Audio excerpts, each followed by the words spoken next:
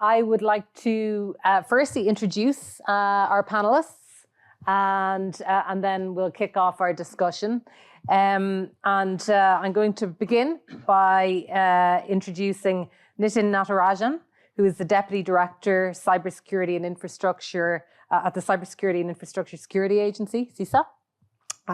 Ambassador Karen Kornbluh, Special Assistant to the President in the White House Office of Science and Technology Policy. Peter Borsos, Head of Communications at the Ericsson Group. And finally, Aro Argonaut, a Director, Americas Public Policy at Amazon. You're all very, very welcome. And we have such a wide range of experience and depth of knowledge and expertise that we're going to have to pack a lot in the next 45 minutes or so. So obviously this session, I think that the scene has been set very well in terms of the challenges and the opportunities that exist. Europe and the United States are allies. We have common values, shared objectives. And I think what we would all like to see is that translated into tangible, concrete cooperation and action. And this is sometimes where we maybe fall down. So here we are today to try and solve this and come up with solutions as to how we can forge ahead in cooperation and partnership based on the democratic values that we share, which Alina has outlined so coherently already. So perhaps to kick off, I'd like to go to you, Nitin, and ask you, I mean, your agency has launched several initiatives, and one of the ones that I want to focus on initially is the Secure by Design rules, which go hand in hand with the recent ban on Chinese software and electric vehicles. So I suppose it's setting the tone, and I'm interested to hear from you. What are the industries, the strategic industries that you're focused on that you see as being critical to the future and in the context of the US and European partnership? Sure.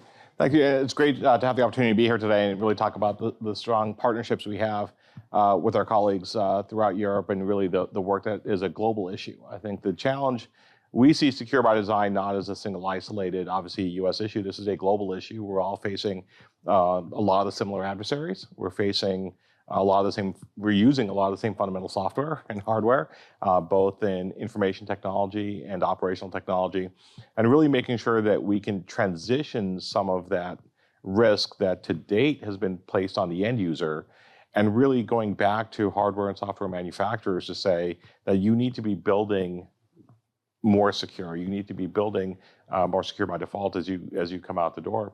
And I think it's a transition we're seeing in industry. And this is, again, something that when we've published documents about this have been global in nature with partners across Europe and across the globe. I think we initially were frankly uncertain on how industry was going to respond, but the feedback has been overwhelmingly positive. We earlier this year came out with a Secure by Design pledge where we asked companies to publicly acknowledge their willingness to take concrete steps, some as early as within 12 months, to change the way in which they look at security in what they produce. We initially had around 80 or so companies sign on. On the first day, we're up to around 200 companies now.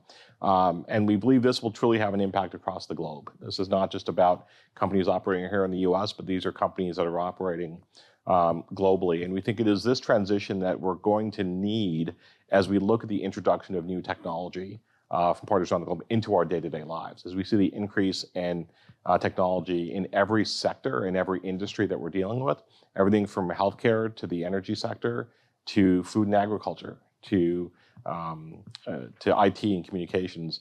So we really need to pivot the way in which the industry has been developing and creating products to help look with a stronger security lens to help all of us globally raise our overall resilience. Karen, I might come to you to get your thoughts on where the EU and the US are in terms of convergence or divergence in this space, and also with the particular focus on AI, which is obviously hugely exciting, but is also causing quite a bit of anxiety. How do you see the best way to plot that forward to achieve common standards on both sides of the Atlantic? Is it through the OECD potentially? Is it through other fora? Well, first of all, thank you so much for moderating us, and thank you to CEPA. You play such an important role in this conversation about tech and the transatlantic relationship. So thank you. I think TTC has played an incredibly important role in hosting discussions that are so important, especially in light of, the heightened awareness about our resilience and our need to think about technology and trade in the context of our democracies. The OECD has also played an important role in this, specifically in AI over the years, so starting back in 2019. But they have hosted this global partnership on AI, I'm going to get the acronyms wrong, and an observatory. The partnership, the OECD is this wonderful, nerd fest place where countries come to harmonize regulations, but it has been known as the rich man's club. And fortunately on AI, a new forum was set up that included 29 diverse countries, including Brazil and I think Senegal. And that's now been brought more into the OECD so that it'll have a secure funding source and technical ability. So that's going to be really important. But then, the Biden-Harris administration has made a big effort to work through the G7. There are these AI safety summits that have been happening. There's going to be another one in I think in mid-November in California, where the AI safety institutes from around the world are going to come together. And so I think Europe and the U.S. are leading in not, and then obviously the UN. We're in UNGA week, and the UN has not only come out with their Global Digital Compact, but Secretary Blinken announced a big global AI research agenda and $33 million in grants to support the use of AI in sustainable development goals. So I think there's an effort by the US and Europe to use these various fora to bring in different countries and to push on this framework of safe and secure and trustworthy AI. But I don't think there's necessarily, one silver bullet, but all of these venues are incredibly important in fostering that conversation and promoting that framework as this new technology develops. And when you look at those different international fora, I guess the intention, the objective is that they are complementary. And I suppose, is it a priority for the US to ensure that it's not just a transatlantic sort of initiative, but that you're bringing in other regions and other allies? Yes, globally? and I think that's why it's so important that this OECD partnership is broader and has, many countries that are not members of the OECD, and also that Secretary Blinken announced this big new effort at the UN that's focused on the Sustainable Development Goals and bringing in other countries, and we signed on to the Global Digital Compact there as well. Mm-hmm. Yeah. Aro, I might bring you in here to get your perspective. When you look at the transatlantic technology agenda, transatlantic tech cooperation, what are the objectives for Amazon, for your company in that space? What would you like to see evolve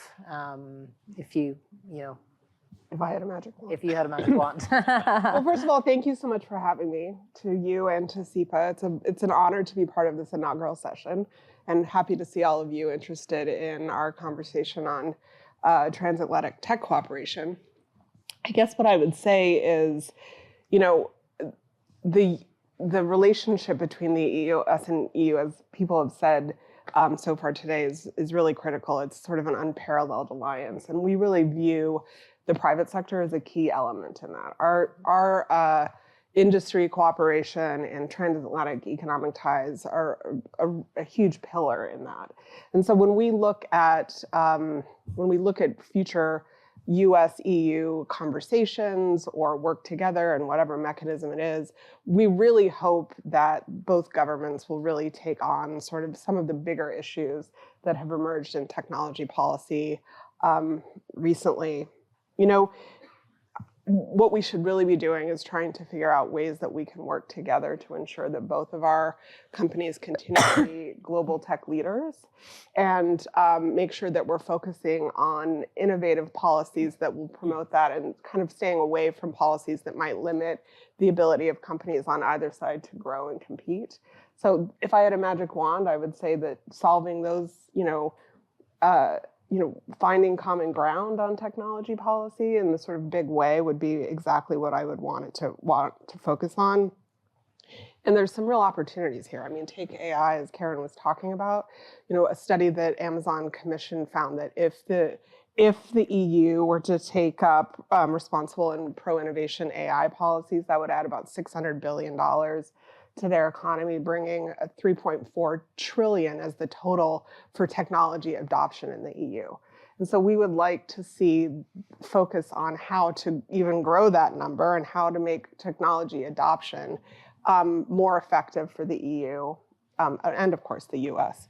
On AI, I think we're so excited by all the things that the US government has announced and is working on with the EU. And I just would say that I hope that governments will also focus on every country around the world is currently thinking about what legislation they can pass as quickly as possible on AI. And I hope that these frameworks that the US government is launching, including, I think, So Smart at the UN, but we would hope to also see in regional agreements like APEP,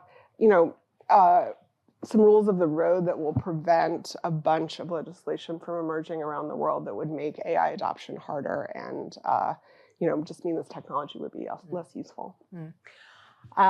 So you've alluded to a couple of big themes, fragmentation in a regulatory context. I'd like to delve into in a second. When you talk about the need to focus on bigger issues, obviously AI is one of them. Are there others that spring to mind that you would like to see, for example, the TTC, the Trade and Technology Council, focusing on if it exists by 2025? Who knows what the future holds? But what are those big issues that you'd like to see the Transatlantic partnership address? Well, I will say that for Amazon, we really hope that if it's not called the TTC, that a bilateral mechanism to talk about technology and trade continues. And we would like to see that work elevated even to more senior level political levels, because we think it is so important to the future of our partnership, not only our economic, but our national security, and would like to see that mechanism continue. I mean, when I talk about the bigger issues, I guess I'm talking about sort of really core, policy issues that have emerged over the years. Sort of the digital regulatory agenda that the EU has launched, which has been controversial for a number of companies, including my own. I think selfishly for Amazon, that's what we would really like to see. But I know that other companies and other sectors have other issues that they'd like to be dealt with that are not. I think the TTC was originally created in sort of with this mindset that let's take on some low-hanging fruit, let's focus on some outcomes that we can achieve to build confidence. And I think that's really important. For my days at USTR, I know that between the US and the EU, trying to find agreements and build confidence is important, but it's been a while since I believe the TTC needs to move on to the really thorny issues that we don't see eye to eye on and try to find common approach, because it's so important to our future alliance and the work that we're trying to do as allies.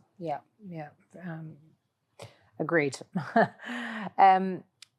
Peter, as our European panelist, I think it'll be really interesting to hear from you. We've obviously had a big week or 10 days in Europe with the announcement of Ursula von der Leyen's new European Commission, and just before that, the publication of the report which the president of the Commission requested and has been authored by Mario Draghi, the former Italian Prime Minister. the Draghi report points to, shall we say, some deficiencies in European competitiveness. I mean, it's a really stark diagnosis and a big wake-up call, I think, for European policymakers. So I think it would be very interesting to hear from you what your perspective is on European competitiveness and how Europe needs to step up and seize the opportunity with technology, trade, investment, and so on. Over to you. Thank you so much, and as everybody has said, thank you so much for hosting me and for being here. Representing Europe on a panel like this today, being Swedish in the House of Sweden is interesting. Thank you for your words on our deals before. I thought it kind of shows the competitiveness of US versus Europe, because you were talking about a $14 billion deal that we have done in the US. We have not done any $14 billion deals in Europe, and we're not going to, because the equivalent size doesn't exist over there. It's too fragmented.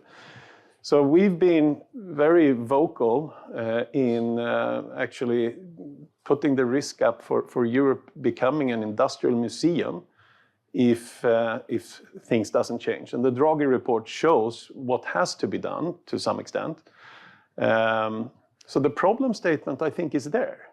As we know this. We have all the examples of how few companies of Europe are among the 50 or the 100 largest tech companies. Happy to say that some of them are Sweden, Spotify, for instance. But it has to come down to going from talking about it to some action. We do business in 180 countries across the globe. We have people, employees in 150 countries across the globe. We, of course, call Sweden our home market, but it's a tad too small for Ericsson. It's 10 million people. When I now visit Washington, I'm saying that America is our home market. I would want to call also all of Europe our home market, but we need a Europe that is competitive on a completely different scale than it is today. So it's good to have that problem statement from Mr. Draghi, but now we also need that to put that into action. Mm-hmm. I'm happy to say that Sweden plays a very constructive role in that. Are there key recommendations in the Draghi report, or indeed from your own experience and observations, that you would like to see prioritized by this incoming European Commission? There's some low-hanging fruit on competitiveness, for instance, on competition. I mean, Sweden has 4 CSPs or telecom operators. Here in the US, you have 3 main ones. The difference is, again, then size. All countries in Europe has 3 or 4. It's difficult to scale infrastructure when you're building, infrastructure for much less people. So that's an easy fix. So that, among other things. Regulations overall. Our CEO co-signed the Meta letter on AI regulations that they sent out the other week on. So and he brings all this up, Mr. Draghi, and now the new commission is coming in, and it will be very interesting to see what they do, but the importance is doing something. And I think that the US plays a very important role here. And I participated in a dinner yesterday with some of you were there, etc. And I find the US being kind of cute towards us Europeans. I mean, we see so clearly what happens in GDP growth, in productivity, and we need to get our act together. And I think the US in long term really needs a thriving Europe on the democratic values and on how the globe is kind of looking. So short term, we need your help to kind of wake up, and long term, we will try to be part of a Western alliance that really works. I think that's a really interesting point. And we kicked off this discussion talking about democratic values, and that is what uniquely binds Europe and the United States. And obviously, we have just had very important elections in Europe, European Parliament elections. We have ongoing elections in member states. And of course, there's a small election coming up here in the United States, I think, as well, which everybody in Europe is keenly anticipating and following. And I suppose maybe back to you, Nitin, because I know that you're charged with a lot of work around ensuring that that these elections are secure, that there's cyber safe practices in place, etc. Could you maybe tell us a little bit about that? Because obviously we're talking about innovation and we're talking about competitiveness, but we're also very, very conscious of ensuring that we uphold these democratic values. No, I agree. I mean, the need to maintain that democratic foundation of all our nations is critical. And so we've spent a lot of time focusing the last couple of years working with our local election officials. We, throughout the U.S., elections are local in nature. And so really focusing on making sure they have the right information, the tools, the resources to strengthen their communities and their election process in a way that works for them, recognizing that every city is different, every state is different. We've also spent a lot of time working with them to educate the public on how elections work.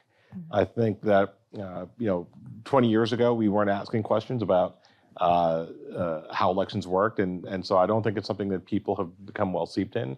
We spent a lot of time focusing on people understanding the election process, the electoral process, the role technology plays in elections, the role technology does not play in elections, how security is built into the process, how transparency is built in the process, how checks and balances are built into the process across the nation. And these are conversations we've had with a number of European colleagues as well, as they have either just gone through elections and we've been able to have conversations to learn from them. We have others that are facing future elections and want to talk about the lessons we're learning coming out of the next couple of months and be able to share that. But the fundamental approach that we're taking is really focused on education, both of election officials and of the public, looking at how do we conduct physical and cybersecurity assessments of our partners to make sure that they have the tools and resources to ensure that they have both physical security and cybersecurity, given that we've seen an increase in threats against election officials, and which to me is crazy. These are local family members. These are friends in our communities that are playing these roles that are being threatened, unfortunately.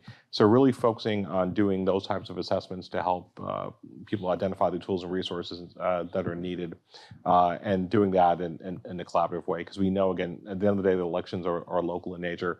But I think what we have seen this year that, much differently than 4 or 8 years ago, as we look at the presidential election cycle, is much more collaboration globally and sharing of those best practices of how a lot of like-minded nations are looking at election security and how do we do that in a way that is effective, but that also leaves the federal government playing the role that it should play and not having to play a role that it should not play. Mm. And are you seeing interesting examples of best practice emerging in other parts of the world, or is America the kind of front runner on this? I think we've seen some good practices coming out of Europe, especially on a lot of the education front. But I think it's still a little bit early to tell. I think the conversations we're having now is we want to share best practices. We're seeing elements. I think we're taking common approaches in some areas. I'm not sure we're at the place yet, and I think we probably will be the next 12 months to really see what some of those best practices are that we can be more vocal about. Mm-hmm. Very, very interesting, and certainly wish you well with that. It's such an important challenge to meet. Karen, I might bring you in, and I'd like to look at, one of the things that has become a really prevalent trend in recent years is the move towards state subsidies. We've seen it in the European Union. We've seen it here. We have the CHIPS Act. We have the IRA. We have various mechanisms. Is there a risk that we end up competing with each other in a kind of a subsidy race, or is there a way? I know you've written extensively and you've a huge amount of expertise in the green economy. Is there a way that Europe and the United States can potentially create a transatlantic green marketplace, which is complementary and drives innovation and competition rather than sort of, the sort of subsidy race that many have talked about. Well, this is where the TTC is so important again, that even when there was some surprise in Europe about the Inflation Reduction Act and some of those subsidies, the TTC was a place where the transatlantic partners could come together, discuss it, come up with solutions. And now there's this, again, the acronyms, the Transatlantic Initiative on Sustainable Trade within the TTC, which is working on more sustainable, stronger, resilient transatlantic marketplace, and facilitating environmentally responsible trade in goods and technologies. And we're also working on the interoperability of digital trade tools. So all of that together, I think, means that we can work. It's obviously a process, but I think having a venue like that to talk these things through and come up with creative solutions, because we're obviously, as everyone on the panel has been saying, we're stronger together. And we have such an important trading relationship that if we can, and we not only have commitments to democracy and competitiveness, but to a clean energy future, if we can work those things through in a venue like the TTC, that's been very, very useful. And I mean, so from what you're saying, it has been a forum to date where those kind of sensitivities as they've emerged have been able to be sort of worked through. Because I mean, in fairness, the TTC, I mean, there's been a lot of criticism of it from, external parties, academics, etc., who sort of, dismiss it and say, well, it's just hasn't achieved its purpose. But maybe it's more discreet. Maybe it's not as loud or as obvious in how it does its work. It seems to be a great venue for working again at this, in addition to the big pronouncements that come out at these summits, working through the working groups at the technical level, building trust, coming up with real solutions. So it may be that that's not as obvious, but I think there's been a tremendous amount of progress that's been made through the TTC. I mean, it doesn't include everyone, right? It's not legislators are not coming together there. It's just the executive branch. It's not our individual states. So it's got a focus, but it's been I think beyond the summits, there's also been, which have been very important, there's also been a lot of technical work that's moved the ball forward. Yeah. I'll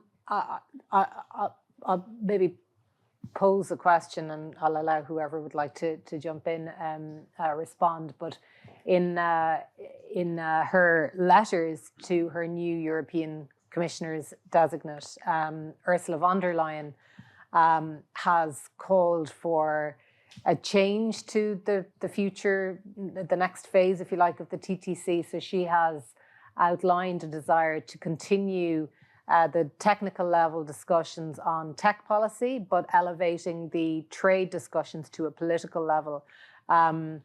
Does anybody on the panel have a view on that? Whether that would be a positive step, or should that happen on both levels? Should there be a political engagement on tech and trade, while continuing with the technical work at sort of civil service level? Curious if you've thoughts on that. I'm happy to jump in. Yeah. I think the call for more political level work, as I said before, is really important, because if this mechanism is going to be as effective as everyone would like, it does need to have, leader level input.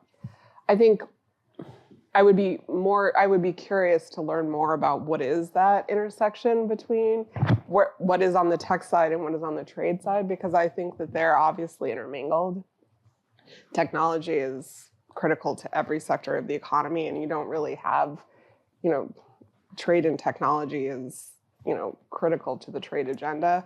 I would worry that you would be getting, if you separated them out, you might have certain things that can be talked at that level and not. So I think there just need to be a lot of questions answered from a private sector standpoint on how that would work. But I think her thinking about making this into a really robust leader level organization would be welcomed. Yeah, there are a few interesting things that have been taking shape. I mean, I suppose because our elections are behind us and we're now focused on this 5-year mandate. She has appointed Maroš Šefčovič, who's the longest-serving EU commissioner, who's very, very close to the president, as responsible for the bilateral relationship. So he will be leading on the transatlantic relationship. That's new. I think that's interesting, and it's a bit of a statement of intent. Whether these announcements and initiatives make a difference, I think remains to be seen. But at least there's a little bit of impetus, shall we say, in that direction. When we were here at the CEPA forum last year, we had a lot of discussion about regulation in Europe, and it sort of was the topic. Fast forward 12 months, we have a lot of very heavy tech regulation, and you've alluded to it. There's a lot of fragmentation and a lot of challenge for global companies to navigate that. I'm curious to just get your thoughts on how or what can happen in the next 5 years, maybe to reduce the regulatory burden or to at least enable innovation and the advancements of new technologies while navigating these fairly onerous regulatory obligations. So. For me, yes. And anybody else who'd like to come in on that. But yeah, you first, Darryl. Well, I think it goes back to some of the comments I made earlier about the US and the EU working together on pro-innovation policies. I mean, one of the things that we really loved about the Draghi report, and there were a lot of really interesting elements, I could go on and on about that, but is just its emphasis on how Europe should adopt productivity enhancing technology. And in order to do that, you really have to have a regulatory environment that encourages sort of cutting edge new technology development by companies from, not just inside Europe, but outside Europe. And you have to create an environment that's conducive to that. You have to think about regulation.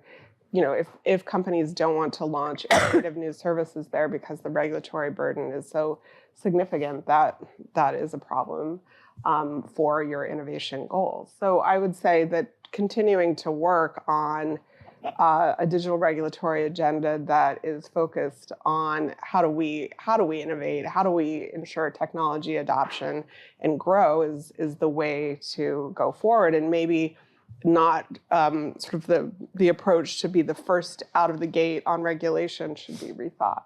Mm-hmm. Yes, Peter? I would, of course, being from Ericsson, I would add connectivity into the mix. Since connectivity is so crucial in the most tech and most innovations anywhere, I think that's a place where Europe needs to start to see that we're falling behind, and we're falling behind fast. Not only the US, but other areas of the globe like India and what have you. So finding an easier way to regulate so that Europe becomes at par, at least on connectivity, is, I think, super crucial to find that competitiveness and innovation possibility for Europe. When you look at the level of innovation in the US versus Europe, and this is, again, it's spelled out in the Draghi report. I mean, what are the things on a simple level? What are the things that the US is getting right that Europe is not getting right, and what can we learn from this side of the Atlantic that can help to mobilize greater innovation and success in Europe? Well, I mean, it's a multifaceted question. You have to have capital. Mr. Draghi points to a lot of these different things. Our part in the world is to help the telecom operators to build the digital infrastructure, and that has proven in all countries to help everything from democratization to being a basic human need to helping innovation. So that's what we do. I mean, and to get there, I think there's some really easy hurdles to take away, and that is how you regulate the competition authorities, for instance. Mm-hmm. Mm-hmm. We have just a couple of minutes left on our panel, and I just wanted to see if there are any questions or comments from audience members. Anybody, if there are some, I can take a few together, or yes, the president. Well, I'm happy to just kick off the conversation. I was wondering, since we have all of you here, I was looking at some of the R&D investment numbers from companies. And of course, it's not a surprise that the top 4 are American companies that invest in R&D. And not just because we have representation. Amazon is by far the top R&D investor right now in R&D. And then after you get to the other 4, of course, number 5 is Huawei. And the list kind of goes on until you get to Volkswagen somewhere, still top 20, but like 17 or something like that. And I think this just speaks to what we're talking about, that we have this competitiveness crisis in Europe, that European companies and countries are not investing in innovation. So I think the question is there anything that the US government can do to work closer with our European allies at the governmental level to jumpstart more conducive, I suppose, approaches at the national level or the EU level, because the regulatory space at the EU level is quite complicated and quite heavy for companies to manage these days?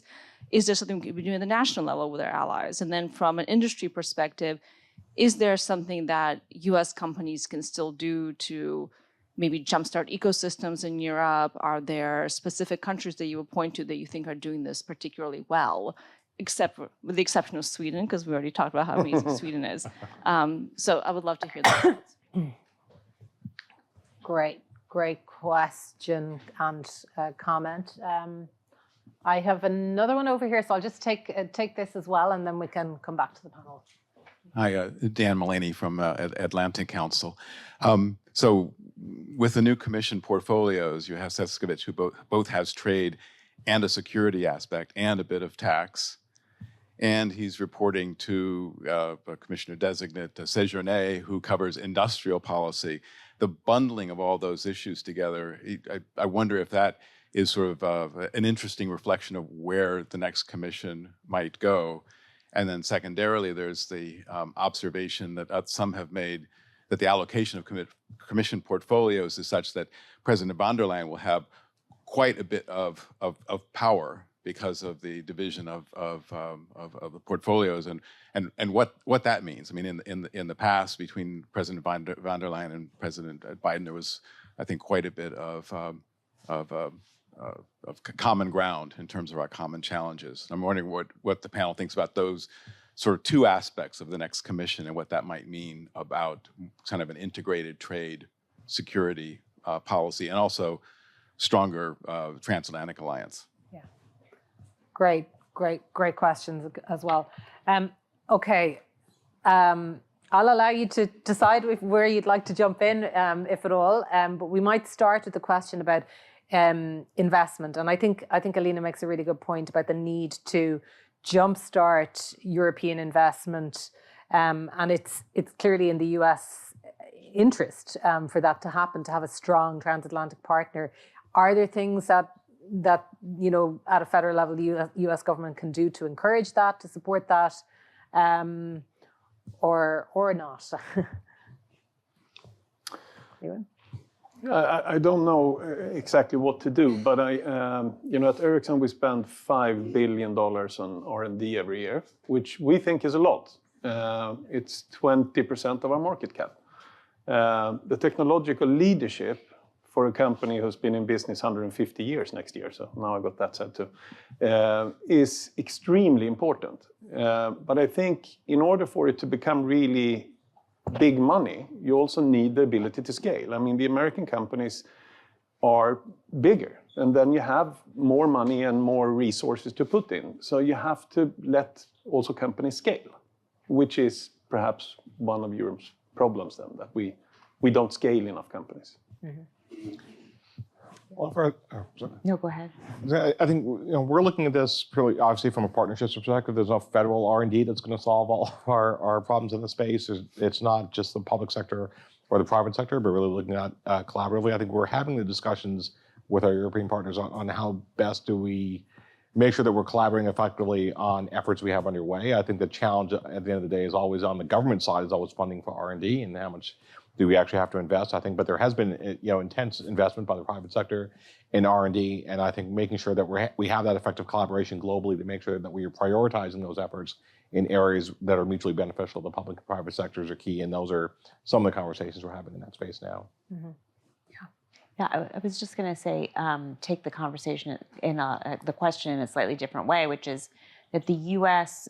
Public R&D, traditionally, we had more public R&D than private R&D. That's been flipped. We had a big bump up in public R&D with all the legislation that was passed at the beginning of the Biden-Harris administration, post-COVID, but that's not permanent funding. And so I think there's a big opportunity/challenge to make sure that we're still investing publicly in R&D.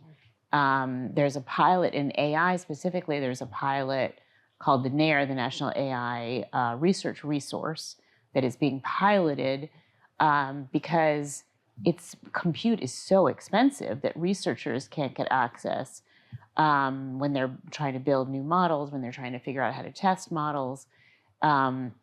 So that's an interesting place, I think, for some R&D. But just more generally, if we're going to have public uses of this technology, the new technologies, which we're all told and we all say are going to make such a big difference in health, in climate, in education, there does need to be research to make that happen. And so even in the U.S. side, I think focusing on that public R&D and making sure it's funded so we're not eating our seed corn is incredibly important. Yeah, I think that's a really important point. It's not a question of sitting back and saying, right, we're in a good place, but actually continuously looking to the future and ensuring that those competitive advantages continue, that there is investment, and in many ways, I mean, tax incentives obviously are a big feature in R&D as well. I would just say briefly, I would add to that, look at compliance costs as well, because if you're spending all your money complying with new and diverse regulation, it could be hard to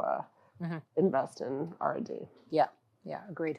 Then I'll see one more question. I'll come back to you. 5 minutes left, but just to if anybody on the panel would like to address the question about the new European Commission and its direction and the alignment. I don't know how much you've looked at the sort of the allocation of portfolios. Anybody on the panel want to? I'll just say in response to Dan, I think it's really interesting, the point you made, and I think we certainly are thinking more and more about the intersection of trade and security, and so that may produce some interesting results. Yeah. I mean, I might say on that, because I'm following it very closely. That I think it certainly, we're seeing a much greater emphasis. The European Union launched its economic security package late last autumn, and this is going to be a key focus for the new European Commission. So I kind of feel like Europe is catching up a little bit with the US on this. This has been obviously a big feature and focus, and has been kind of intersecting with trade policy and industrial policy here for quite some time. And obviously the elephant in the room is China, where the European Union has kind of avoided dealing with the thorny issue of China, and that is changing. And member states individually are changing, and at Commission level, that's very apparent now, I think. So we're going to see a lot more synergy, I believe, between the US and the EU on economic security measures, on trade policy, and particularly on how we respond to the China threat.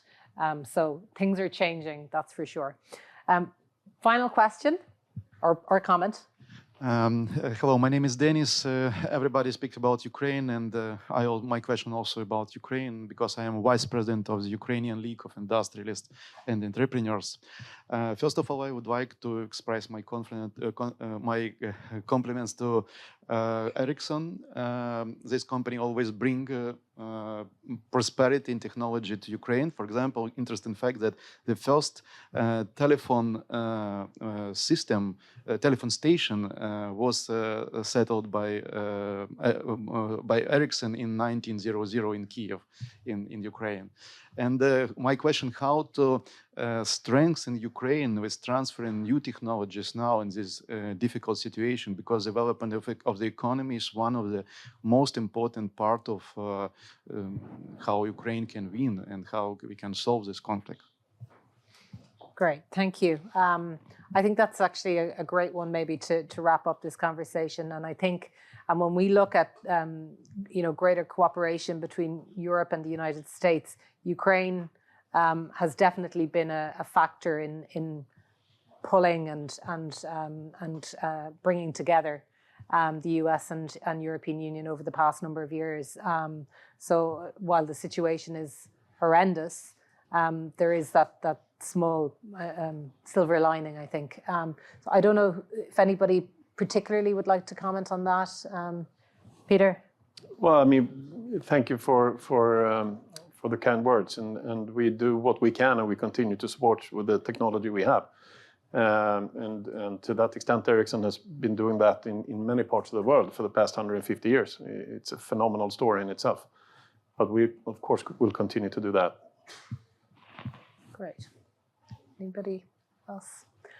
Okay, I think we have a very short opportunity for a coffee break, and then we'll move on to the next panel. I just would like to really sincerely, we've covered a lot of topics. This is really broad and cross-cutting, as we all know, but I think your insights have been hugely valuable, and I really want to thank our excellent panelists, and thank you to the audience for your attention and for your comments and interventions, and we look forward to taking this conversation forward to the second half of our discussion after the coffee break. So thank you all very, very much.